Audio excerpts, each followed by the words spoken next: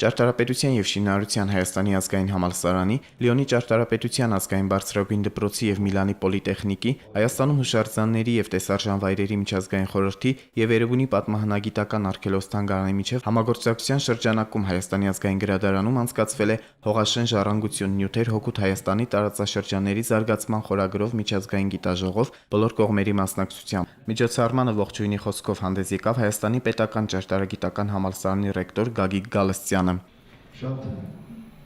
կարևոր հետաքրքիր թեմա է բացացվում Հողաշեն ճարտարապետական ժառանգության պահպանումը որպես շինանյութ Հայաստանի տարածքային զարգացման համար թեմայով, որի համար ողջունում եմ բոլորիս։ Թեմա, որը ժամանակին զարգացել է բոլոր տարածաշրջաններում Հողաշեն կառույցներ։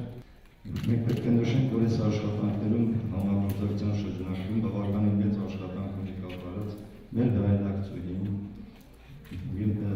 Լիոնի ճարտարապետական դպրոցի պրոֆեսոր Սյուզան Մոնո։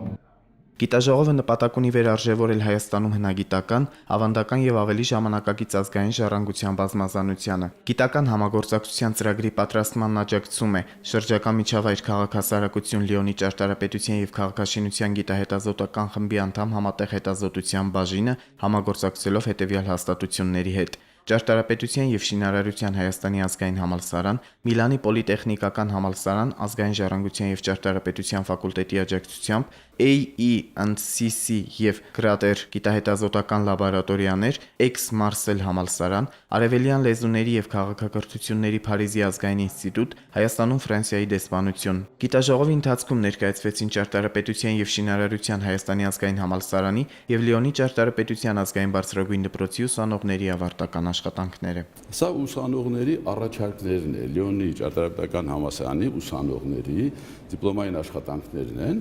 որոնք արվել են Էրեբունի թանգարանի եւ Էրեբունի հնավայրի արդիականացման, ժամանակակից տեխնոլոգիաների ներդրման ոլորտում։ Եվ այս առաջարկները ուրեմն որպես ցուցահանդես եւս շատ հետաքրքիր է մեզ համար մատուցելու, որովհետեւ տեսնենք թե ինչպես են ընկալում դրսից մեր ժառանգությունը, ինչպես են տեսնում ուրեմն մեր ոչ միայն հուշարձանի, այլ նաեւ թանգարանի զարգացումը։